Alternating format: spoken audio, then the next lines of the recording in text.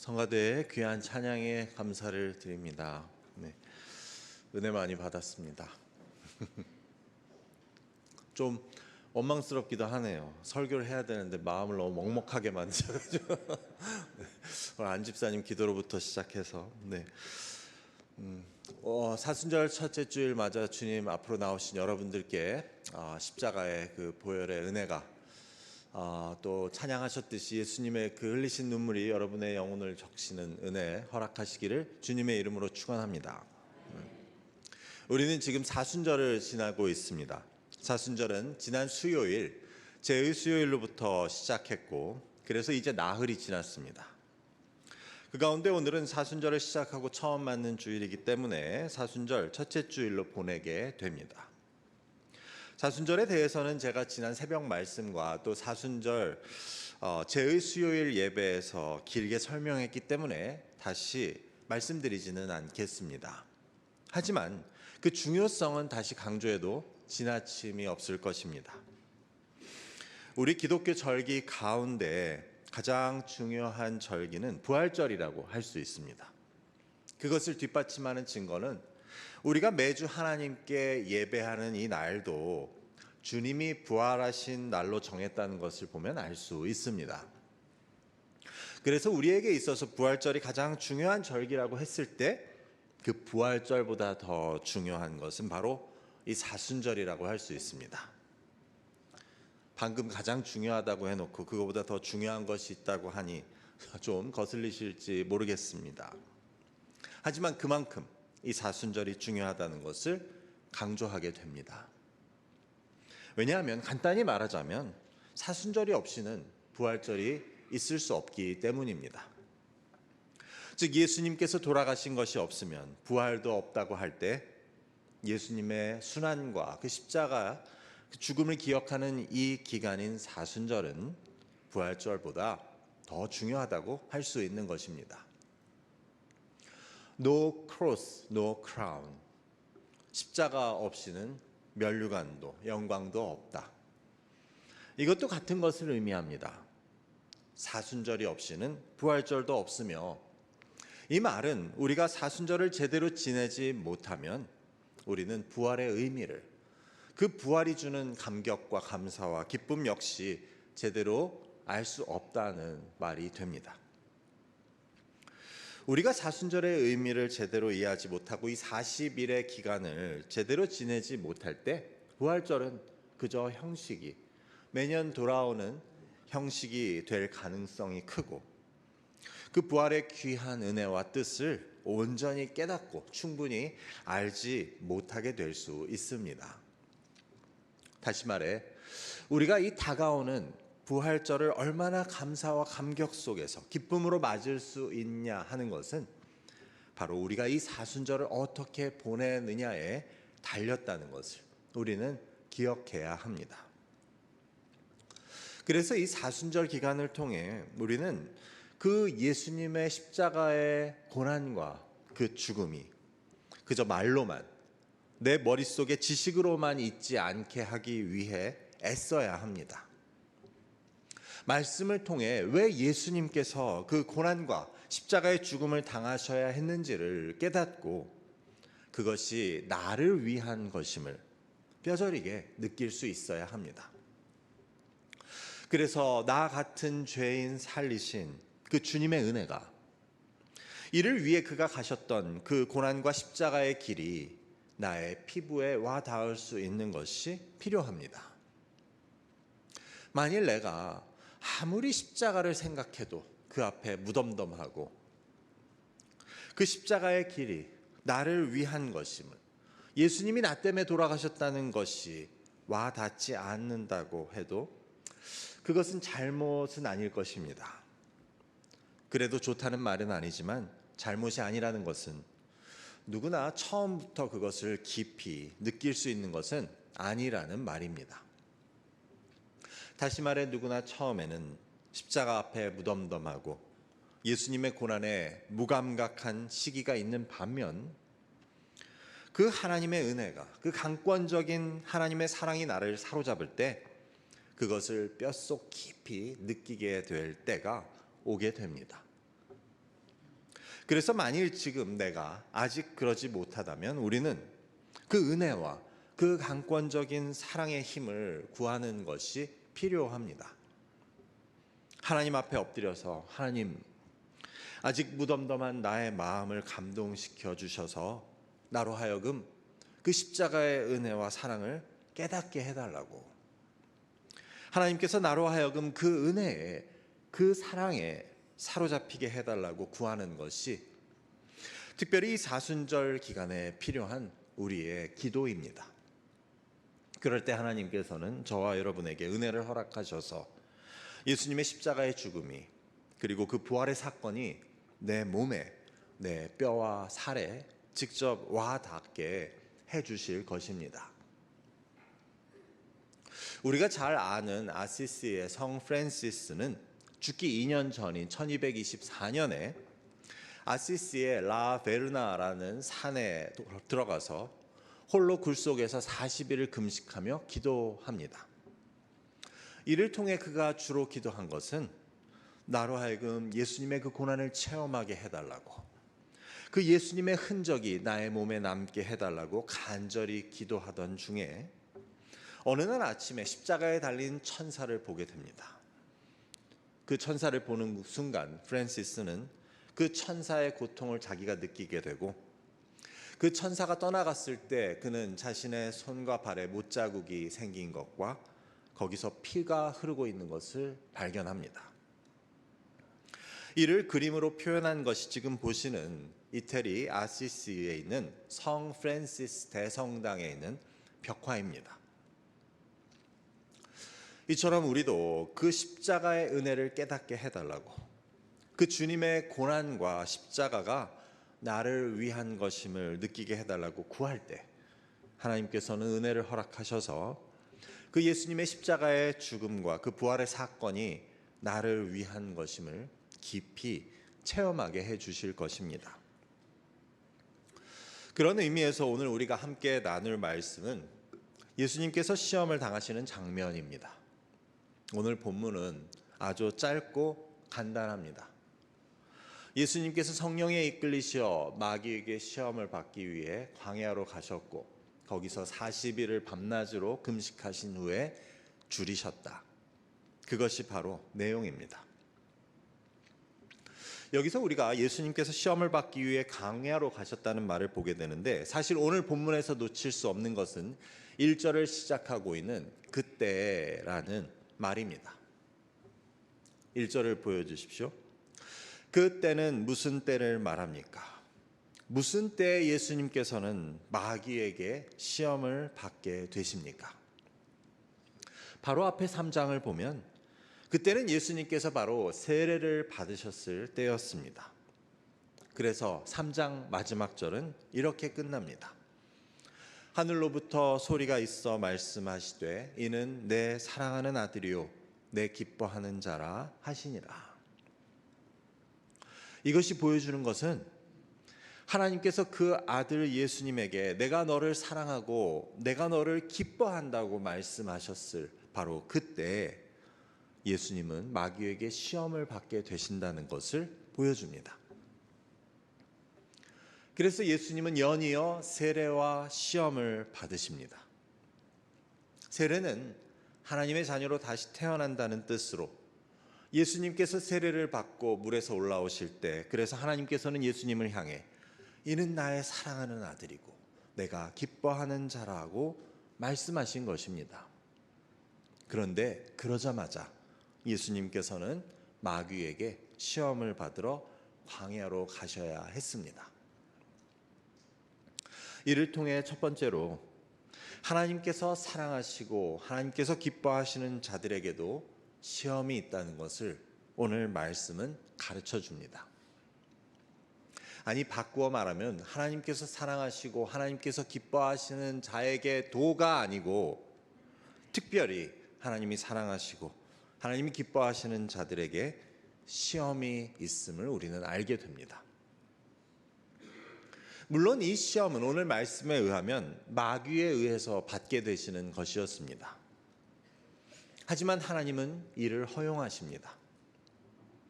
심지어 하나님께서 보내신 그 아들 예수 그리스도가 마귀에게 시험받는 것을 하나님은 지켜보고 계십니다.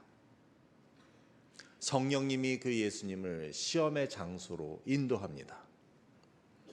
이것은 그 아들을 사랑하지 않으셔서, 그 아들을 기뻐하지 않으셔서가 아니었습니다.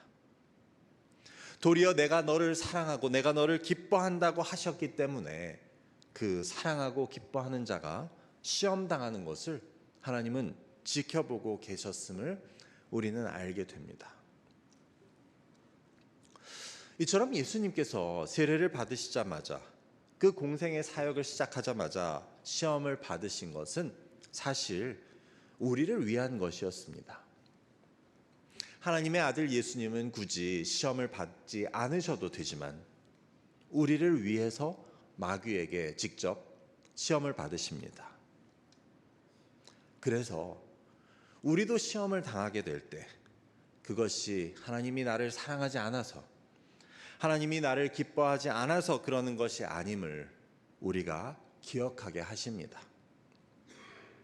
대신 하나님께서 우리를 사랑하시기 때문에, 우리를 기뻐하시기 때문에 우리의 삶 속에 때로는 시험을 허락하신다는 것을 우리에게 알게 하십니다. 하나님의 아들 예수님도 시험을 당하셨는데 내가 시험 당하는 것이 이상한 일이 아님을 우리에게 알게 하시고자 예수님께서는 이처럼 직접 마귀에게 시험을 받고 계셨습니다. 베드로 사도는 이렇게 말합니다.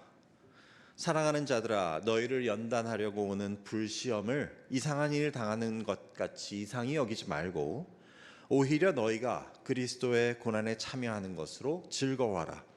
이는 그의 영광을 나타내실 때 너희로 즐거워하고 기뻐하게 하려 함이라. 베드로는 여기서 중요한 사실 여러 가지를 말합니다. 먼저 우리가 시험 당하는 것을 이상하게 여기지 말라고 하십니다. 왜 나에게 이런 일이 있지? 내가 하나님이 사랑하는 자고 하나님이 나를 기뻐하시면 왜 나에게 이런 일이 있게 하시지? 그렇게 생각하지 말라는 것입니다. 이것은 우리가 앞서 나눈 이야기와 통합니다. 즉 하나님이 사랑하시고 하나님이 기뻐하시는 자들에게도 시험이 있는 것뿐 아니라 하나님이 우리를 사랑하시고 우리를 기뻐하시기 때문에 우리에게 시험이 있다는 것입니다. 그리고 그 시험의 의미는 13절에서 설명됩니다. 왜냐하면 그 시험을 통해 우리는 그리스도의 고난에 참여하게 되는 것이고 그리스도의 고난에 참여한 자들은 그 영광의 즐거움과 기쁨도 누리게 된다는 말이라고 베드로는 이렇게 말합니다. 이것 역시 우리가 앞서 이야기한 것입니다. No cross, no crown. 즉 고난이 없이는 영광이 없기 때문에 우리가 시험을 통해 그리스도의 고난에 동참하고 그것을 느끼게 될 때 우리는 그와 함께 주어질 영광과 면류관에도 누릴 수 있고 동참할 수 있고 그로 인해 즐거워하고 기뻐할 수 있다는 것입니다. 이것이 바로 오늘 말씀에서 예수님께서 시험을 받고 계시는 모습이 그리고 사도 베드로의 말씀이 우리에게 가르쳐주는 첫 번째 교훈입니다. 그래서 우리는 이 사순절을 통해 기억해야 합니다. 하나님께서 사랑하시고 하나님께서 기뻐하시는 자들이 시험 당하는 것은 이상한 일이 아니다. 도리어 우리가 시험을 당할 때 이를 기뻐할 것은 이를 통해 우리는 그리스도의 고난을 조금이나마 깨닫게 되고 그런 우리에게는 그리스도의 영광에 참여하는 것이 약속되기 때문입니다. 그래서 지금 내가 남이 겪지 않는 고통과 어려움 속에 있더라도 우리는 하나님이 나를 사랑하시고 하나님이 나를 기뻐하신다는 사실을 의심하지 않아야 합니다. 대신 이 고난과 시험을 통해 내가 그리스도의 고난을 조금이나마 같이 느끼고 그래서 깨닫고 그런 우리에게는 그리스도의 영광 역시 허락된다는 것을 믿고 담대히 시험을 이겨내는 것이 필요합니다. 두 번째로 예수님께서는 그 당하신 시험을 통해 우리에게 자기 부인에 대해서 가르쳐 주시고 계심을 오늘 말씀은 보여줍니다. 앞서서 하나님께서는 그 사랑하시고 기뻐하시는 우리가 시험당하는 것을 허락하신다고 했는데, 이런 시험을 통해서 그래서 우리가 배우게 되는 것은 자기 부인임을 예수님께서는 그 시험을 통해 가르쳐 주십니다. 오늘 2절 말씀에서 우리는 40일이라는 말을 보게 됩니다. 2절을 다시 읽어보겠습니다. 40일을 밤낮으로 금식하신 후에 줄이신지라. 성경에는 잘 아시듯이 40이라는 숫자가 아주 많이 나옵니다. 대표적으로는 이스라엘이 광야에서 보낸 시간이 40년이었고, 그 이전에 모세가 미디안에서 도망자로 지낸 기간도 40년이었습니다. 창세기에서 하나님이 홍수로 세상을 멸하실 때 40일 밤낮을 비가 왔고, 모세가 시내산에 올라가서 하나님으로부터 십계명을 받을 때도 40일을 시내산에서 머물렀던 것을 우리는 기억합니다. 그리고 애굽에서 야곱이 죽은 후에 그를 장사하며 향으로 처리한 기간도 40일이었습니다. 이것들을 종합해 보면 40이란 숫자는 무엇인가? 고난, 슬픔, 마지막, 심판, 기다림 등의 의미를 갖고 사용되는 것을 우리는 알게 됩니다.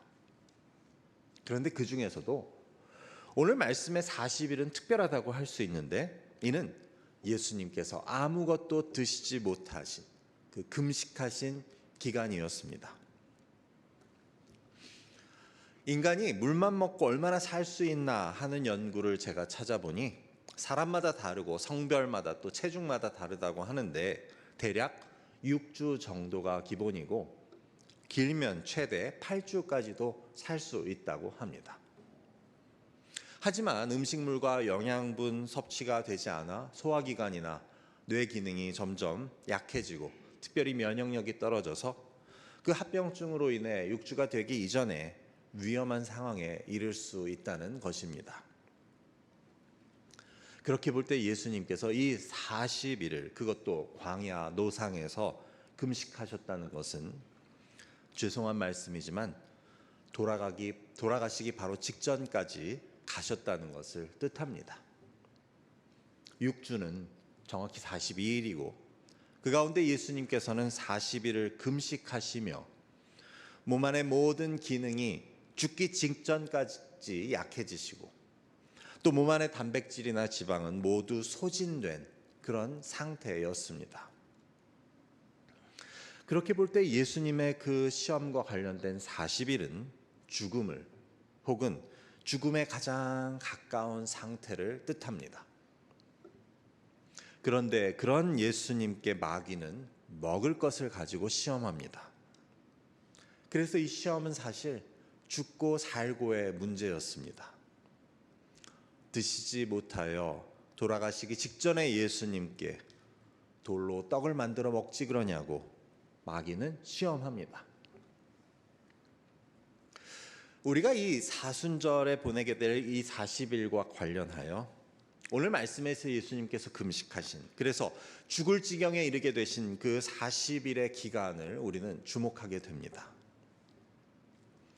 그 40일 동안 예수님께서 금식하신 것은 자기를 부인하신 일이었습니다. 인간의 몸을 입고 오셨기 때문에 우리와 똑같이 배고프고 아픈 것을 느끼신 그 예수님께서는 그 기본적인 인간의 본능, 생존을 위해, 살기 위해 먹지 않으면 배고프고 배고프면 참기 힘든 그 인간의 모습을, 그 가지신 본능을 부인하셨던 것입니다. 40일을 부인하셔서 이제 거의 죽음에 이르게 됩니다. 자, 그렇다면 예수님은 왜, 무엇을 위해서 자신을 부인하십니까? 왜 자신의 본능을 거스르시며 그 한계에 이르고 계셨습니까? 그것 역시 우리를 가르치시기 위함이었습니다. 그래서 마귀가 그 굶어 죽기 직전에 예수님을 보고 돌로 떡을 만들어 먹지 그러냐고 하자, 그 돌아가시기 일보 직전에 예수님께서는 사람이 떡으로만 살 것이 아니라고 대답하십니다. 하나님의 말씀으로 살 것이라고 말씀하십니다. 이것은 사람은 본능으로만 사는 존재가 아니라고, 생존을 위해서만 사는 존재가 아니라고 하시는 말씀이었습니다. 우리로 하여금 본능을 따라 살게 하는 그 마귀의 시험 앞에서 당당하게 그 마귀를 향해, 그리고 우리를 향해 말씀하십니다. 우리의 본능도 하나님께서 주신 것이지만 사람은 본능만으로 본능을 따라 사는 존재가 아니도록 하나님께서는 만드셨다. 하지만 마귀는 언제나 우리가 하나님보다는 우리의 본능을 따라가도록 이끌어갑니다. 그래서 예수님은 이 시험을 통해 우리에게 자기 부인에 대해서, 그 의미에 대해서 가르쳐 주십니다. 여기서 우리가 본능을 따라 산다고 해서 식욕이나 성욕을 참지 못한다는 뜻을 말하는 것은 아닙니다. 그냥 무조건 먹고 싶은 것을 먹고 하고 싶은 것을 하며 사는 존재라는 뜻이 아닙니다. 그것을 모두 부인하라는 말이 아닙니다. 대신 본능을 따른다는 것은 우리의 먹고 사는 것을 하나님보다 더 중요하게, 그리고 더 시급하게 여기는 것을 말합니다. 우리 모두 먹고 사는 것이 힘들지 않습니까? 그래서 그러다 보니 마음이 있어도 교회와 예배를 소홀히 하게 되고, 내 마음과 같이 참 하나님 일에 시간과 노력을 드리는 것이 힘들지 않습니까? 내 마음같이 하지 못하게 되지 않습니까? 그것이 마귀가 우리에게 바라는 것입니다. 하나님 말씀은 잠시 미루고 당장 배고파 죽겠으니 돌로 떡을 만들어 먹고 보자는 그런 우리의 선택입니다. 하지만 이에 대해 예수님은 사람은 떡으로만 사는 것이 아니라고 말씀하십니다. 누가 이런 질문을 한다면 어떨까요? 여러분은 앞으로 40일 동안 하나님 없이 사는 것과 음식 없이 사는 것 중에 하나를 무조건 택해야 한다고 한다면 무엇을 택하시겠습니까? 다시 말씀드려요. 앞으로 40일 동안 둘 중에 하나 꼭 택하셔야 돼요. 하나님 없이 산다, 음식 없이 산다. 나는 하나님 없이 살겠습니다. 네, 죄송합니다. 아니, 하나님도 내가 살아있어야 하나님이지 내가 죽고 나면 무슨 소용이냐고 그런 생각이 드십니까? 머리로는 우리가 부정하고 있을지 모르지만 우리는 어쩌면 이런 생각을 가지고 살고 있는 모습일지 모릅니다. 그래서 단지 40일뿐만이 아니라 우리의 매일의 삶 속에서도 하나님은 잠시 없어도 되지만, 하나님은 잠시 잊어도 되지만, 그래도 당장 큰일이 일어나지는 않지만 나의 생활은, 직장의 일은, 자녀의 교육은, 인간관계는, 돈벌이는 지금을 놓치면 큰일이 날 것 같이 살고 있는 것은 아닌지 우리는 돌아보게 됩니다. 그래서 마귀는 아니, 네가 당장 먹고 사는 것이 바쁜데 하나님의 말씀은 잠시 뒤로 해도 된다고, 하나님의 부르심에는 조금 있다가 천천히 대답해도 된다고 늘 우리에게 말하는 반면, 예수님께서는 반대로 사람이 떡으로만 사는 것이 아니라고, 하나님의 말씀으로 하나님 없이는 살 수 없다고 마귀에 대한 대답을 통해 우리에게 가르쳐 주십니다. 그래서 40일을 먹지 못한 상황에서 당장 굶어 죽을 것 같아 하는 우리에게 걱정 말라고, 죽지 않는다고, 내가 당장 이것을 하지 않으면 죽을 것 같아서 하나님 대신 떡을 선택하게 하는 것은 마귀의 시험이라고 말씀하십니다. 다른 곳에서 예수님께서는 몸은 죽여도 영혼은 능히 죽이지 못하는 자를 두려워하지 말고 몸과 영혼을 능히 멸하실 수 있는 분을 두려워하라고 말씀하십니다. 하나님 없이는 살아도 떡 없이는 못 살 것 같은 우리에게 어리석은 생각을 버리고 마귀의 시험에 넘어가지 말라고 말씀하십니다. 우리가 만일 떡 없이는 못 살 것 같은 그런 태도로 살고 있다면 그것은 또 다른 문제를 가져옵니다. 즉 우리가 그런 태도로 살다 보면 나중에 떡이 충분히 많아져도 그때도 역시 하나님 없이 살 수 있다는 듯이 살게 된다는 것입니다. 하나님은 없어도 떡 없이는 못 산다고 하며 살다 보면 떡이 많아지면 그때도 여전히 하나님 없이도 살 수 있다는 것에는 변함이 없다는 말입니다.